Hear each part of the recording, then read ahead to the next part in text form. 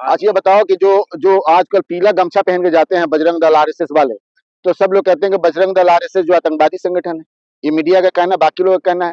तो यानी कि बजरंग दल जो कोई पीला कपड़ा पहन के अगर जाए, जो कोई पीला किसी के बाप का नहीं है, जो चाहे वो पहन सकता है, चल सकता है, यानी सबको हम आतंकवादी बोलना स्टार्ट कर दे, सबको कुछ भी बोलना स्टार्ट कर दें, ये आतंकवादी आतंकवादी संगठन से है, उसको मारना पीटना स्टार्ट कर दे, है ना, उसकी गर्दन दबाना स्टार्ट कर दे। तो कोई महिला, देखिए आप जिस देश में रहते हैं, आपके माइनॉरिटी अगर आप मेजोरिटी है तो आपका राइट है कि आप माइनॉरिटी की प्रोटेक्शन करें, उसकी इज्जत करें, और खासकर महिलाओं का इज्जत करें। जिस देश में महिलाओं का इज्जत नहीं है, उस देश में संविधान की क्या बात है, संविधान की धज्जियां उड़ाई जा रही है। और खासकर माइनॉरिटी के लिए आपका कई सारे आपने आर्टिकल पढ़ी होगी, फंडामेंटल राइट है। आप आर्टिकल 25, 26 और 19, 30 का पढ़ो, उसमें उसमें प्रोफेस प्रोपोगेट की बात करता है, that every minority have right, right, है ना, टू सी अपनी अपनी अपनी आइडेंटिटी को सेव करे, उसको प्रूफ करे, उसको उसमें रहे। तो आप किसी का आइडेंटिटी को छीनना चाहते हो। जय भीम, मैं मेवालाल और आप देख रहे हैं बहुजन समय। साथियों, आज एक बहुत बड़ा मुद्दा देश पे छाया हुआ है।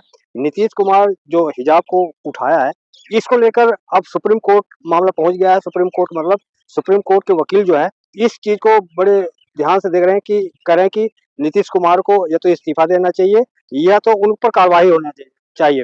तभी ऐसे जो छोछरापन काम होता है, इसको बंद हो सकता है, अन्यथा ऐसे बढ़ता जाएगा और आने वाले समय में और भी बढ़ेगा। तो आप कैसे रही बातचीत? मैं वकील साहब से बात करूंगा। पिता के समान हैं, लेकिन उन्होंने पिता की भावनाओं से ही उनका जो है हिजाब नीचे किया। मैं भी कहता हूं कि पिता के समान है, पिता के भावना से ही उन्होंने हिजाब को देख, लेकिन बात है कि जो समाज में जो मैसेज गया और उनके मन के बारे में कौन जाता हो, तो मैं सोच रहा हूँ ना, क्योंकि मैं सभ्य हूँ, आप सभ्य हो, लेकिन जो आदमी खुद सभ्य नहीं है, जो आदमी लगातार इस तरह की एक्टिविटी कर रहा है, तो हम कैसे मान ले। और जिस पार्टी में वो पार्टी लगातार इस तरह की एक्टिविटी कर रही है, कभी किसी के साथ कभी किसी के साथ, और लगातार लोग पकड़े जा रहे हैं, है ना, लगातार इस तरह के बड़े बड़े नेताओं के साथ ऐसी एक्टिविटी है। कभी कोई थाईलैंड में पकड़ा जा रहा है, कोई बड़े होटल में पकड़ा जा रहा है, तो कोई फॉरेन में पकड़ा है। वो सब छोड़ो ना, हमारे जो बड़े हीड हैं, उन्हीं का वीडियो लीक होने की बातें चल रही है कि भाई अमेरिका में तो चाइना में तो कहाँ।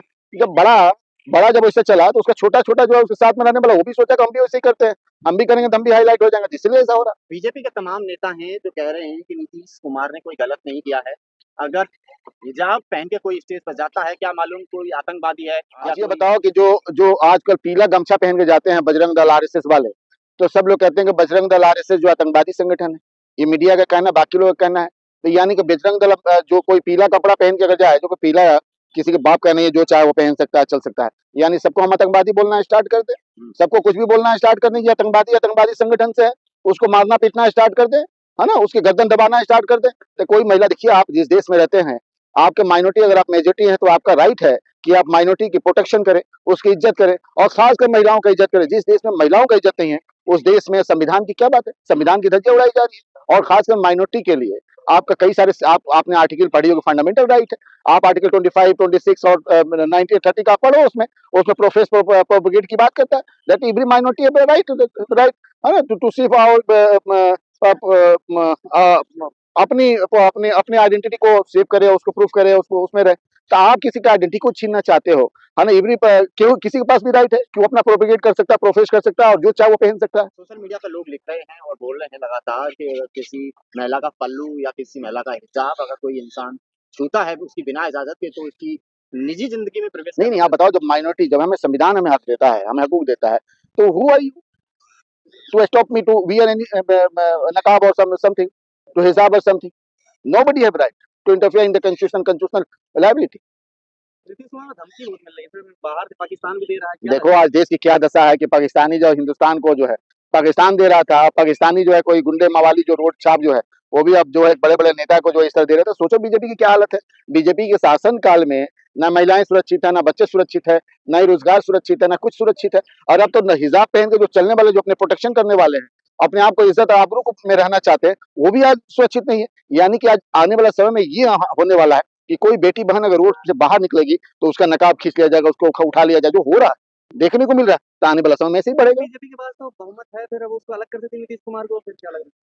देखिए, बहुमत होने का मतलब ये थोड़े कि आप किसी की मान मर्यादा को आप उसकी तार तार कर दोगे। बहुमत होने का मतलब ये थोड़े कि देश की जो है संपदा को आप लूट लोगे। बहुमत होने का थोड़े है कि बच्चों को रोजगार वगैरह नहीं दोगे। बहुमत होने का थोड़े है कि आप जो देश की जो जो इकोनॉमी को, खासकर पैसे जो गिर रहा है रेगुलर, वो डिक्लाइन कर रहा है, तो आप उसके मतलब उसको बर्बाद कर दोगे। आप जानते हो आज देश की क्या हालत है। आप टॉप पुअरेस्ट कंट्री तक देखोगे जीडीपी के हिसाब से, हिंदुस्तान सबसे निचले पायदान पे है, 50वें स्थान पे है।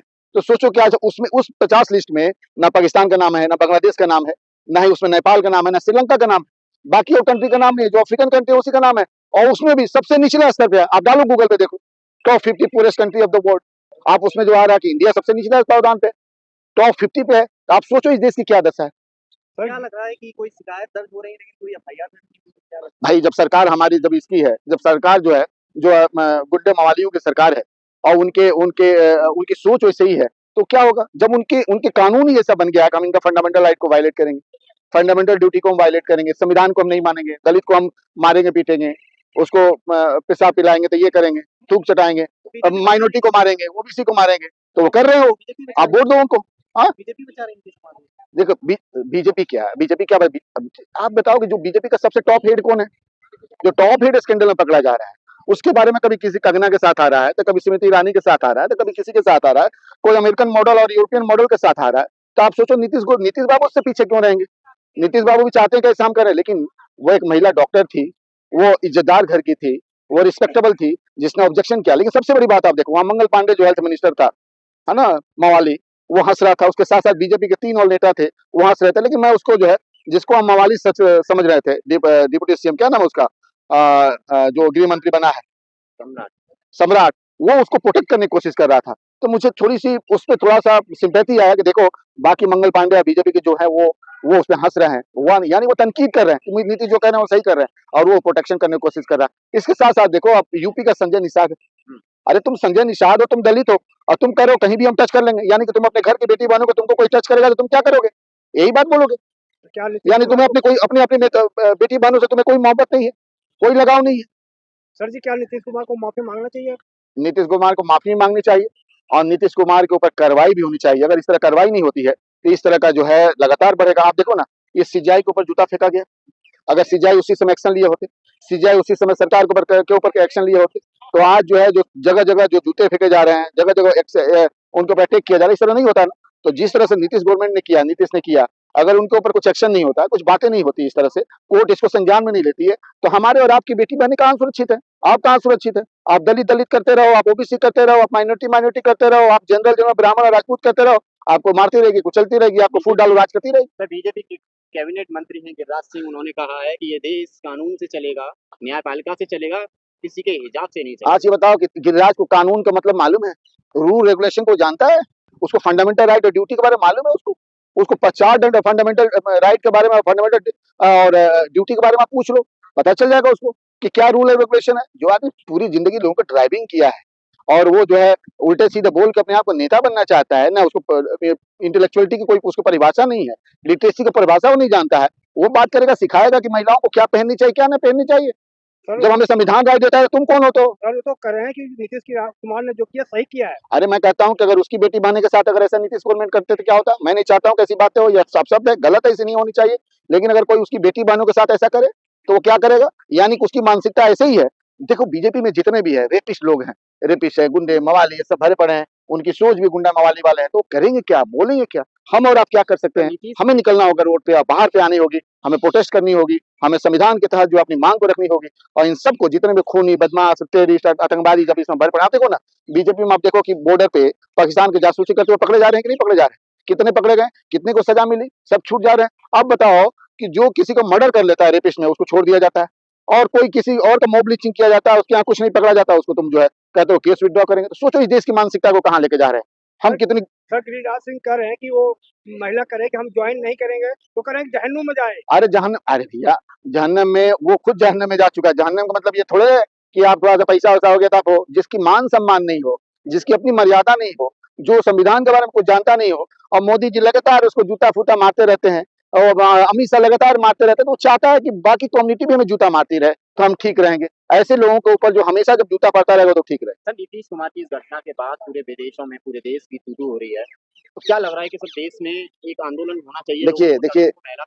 देखिए इस तरह की जब भी कोई भी करेगा, हम हो या आप हो, और उस पर सरकार संज्ञान में नहीं लेगी, कोर्ट बैठी चुपचाप वो मुख दर्शक देखती रहेगी, तो उस पर लोग क्वेश्चन मार्क करेंगे। आपके राइट को हनन किया जाएगा, दलित मुस्लिम ओबीसी के राइट को हनन किया जाएगा, किसी गरीब मुस्लिम मजलूम का राइट का हनन किया जाए, किसी बेटी बहनों की इज्जत की तार-तार की जाएगी, उसका सम्मान नहीं की जाएगी, तो देश का पूरी दुनिया उसके खिलाफ में खड़ी होगी। सेम इसी तरह से आज नीतीश के खिलाफ और बीजेपी के खिलाफ पूरे लोग खड़े हुए हैं और जगह-जगह जो है उसकी जो है लोग प्रोटेस्ट कर रहे हैं। और आप सोचो ना, आज देश की इकोनॉमी कहाँ चली गई है, आप किस लेवल पे खड़े हो। आप सोचो पूरी बीजेपी ऐसी हो चुकी है कि उसको इस सब के करने के सिवाय कुछ और नहीं बचता। और वो महिला कितनी इज्जतदार है, अब देखिए वो जॉब नहीं कर सकती है, वो कहीं बाहर नहीं टहल सकती है, वो घूम नहीं सकती है, जहाँ जाएगी लोग उसके ऊपर उस पे कटाक्ष करेंगे, चलना उसका मुश्किल हो जाएगा। छोटा-सा वो अपना क्लिनिक भी खोलेगी, वहाँ पे भी लोग उसको बोलेंगे। तो सोचो एक महिला को तुमने किस तरह से उसको जलील कर दिया, उसको किस तरह से टॉर्चर कर दिया, दिमागी हालात उसको कैसे कर दिए उसकी उसके परिवार को। सोचो क्या हो गया हो, कि इतने पढ़ने लिखने के बाद से उसके साथ तुम ऐसे कर रहे हो। क्या किसी को अब तो कुछ दिन बाद कहेंगे भाई ये कपड़ा क्यों पहन रहे हो?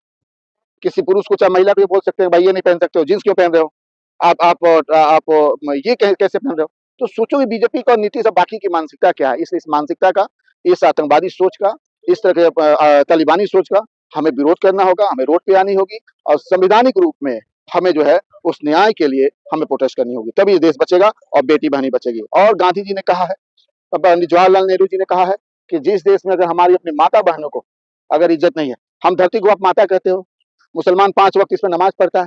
अगर आप माता कहते हो, तो जब माता को ही नहीं इज़्ज़त नहीं करोगे, बेटी-बहनों का इज़्ज़त नहीं करोगे, दुर्गा का पूजा क्यों करते हो आप? लक्ष्मी का पूजा करते हो, आप करते हो ना? और बाकी जितनी भी देवियों का पूजा करते हो, क्यों करते हो आप? सम्मान देते हो कि हम अपनी बेटी-बहनों को भी उसी तरह समझते हैं और आप बेटी-बहनों को भी ऐसे बाँटोगे, हिंदू है, मुस्लिम है, सिख है, ईसाई, बहन-बहन है, बेटी-बेटी है, सबकी कोई भी बेटी-बहन है, वो सबकी बेटी-बहन है, सबकी घर की वो आबरू है, इज़्ज़त है। इसलिए इसके लिए हमें धर्म, जाति, संप्रदाय पे बात नहीं करनी होगी। हमें जो है संविधान के अनुरूप, संविधान के तहत जो है हमें बात करनी होगी और इस पे एक्शन लेने के लिए कोर्ट से गुहार करनी होगी और प्रशासन से बोलनी होगी कि इस पे साथियों, एफआईआर आप हमारी बातचीत कैसी रही और आपसे निवेदन है कि आप कहाँ से देख रहे हैं ये भी कमेंट में लिखेंगे और आप हमारे चैनल पर नए हैं तो हमें चैनल को सब्सक्राइब करें, लाइक करें, कमेंट करें और आपसे विनती है कि आपका एक शेयर, एक कमेंट किसी का सोच बदल सकता है। धन्यवाद।